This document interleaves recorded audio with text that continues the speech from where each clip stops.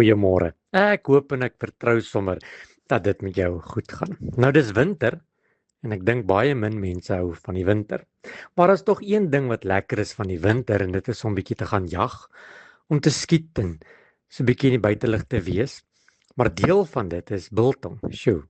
Wie hou nie van biltong nie? Biltong is lekker.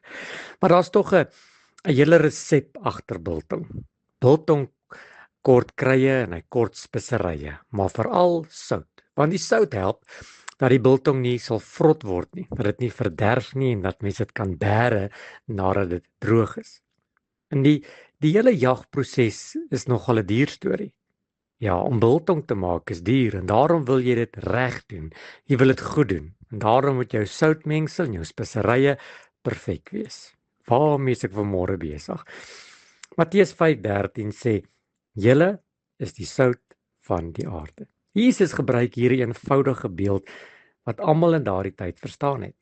Sout in Bybelse tye was baie waardevol. Dit het kos smaak gegee. Dit het ook kos bewaar teen bederf. Net so roep God ons op as sy kinders om 'n verskil te maak in hierdie wêreld. Hoor gou mooi, ons moet smaak gee.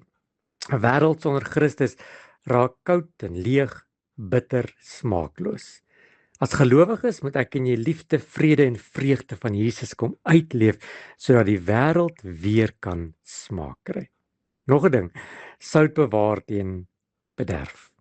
Hierdie ou wêreld waarin ek en jy lewe is besig om te verrot, besig om vrot te word en is besig om sleg te raak.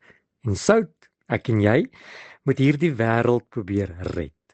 Ons moet hierdie wêreld probeer smaak gee, maar ook red van die bederf. Christene moet sonder sonde wees. Ons moet lig wees. En daar waar ek en jy vandag beweeg, moet ons die slegte van die lewe probeer verander om dit ook mooi te maak. Laaste punt. Sout maak iets bruikbaar. Jesus sê: "As die sout laf geword het, waarmee sal ons dit weer smaak gee?" 'n Christen wat nie sy verhouding uitleef nie, wat nie sy geloof uitleef nie, raak so sout wat laf geword het. Hy het geen smaak nie.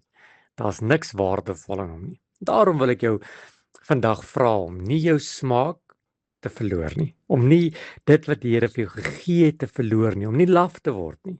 Daarom moet ons naby aan die Here lewe deur gebed en deur sy woord en gemeenskap met die Here, sodat sy woord 'n waarheid in ons lewens kan word. Weet jy wat gebeur dan?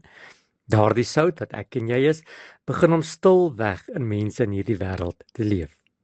Sout maak 'n groot verskil, al sien 'n mens dit nie raak nie. Sjoe, jy hoef nie beroemd te wees om deur God gebruik te word nie. 'n Klein daad van liefde en 'n woord van bemoediging of eenvoudig net 'n gebed kan iemand se lewe verander. My boodskap vir môre is maklik. Ek en jy moet sout wees in 'n verlore gaande wêreld. Here, my gebed vir môre is dat U ons sal help om in hierdie wêreld sout te wees. Dat ons sal smaak gee.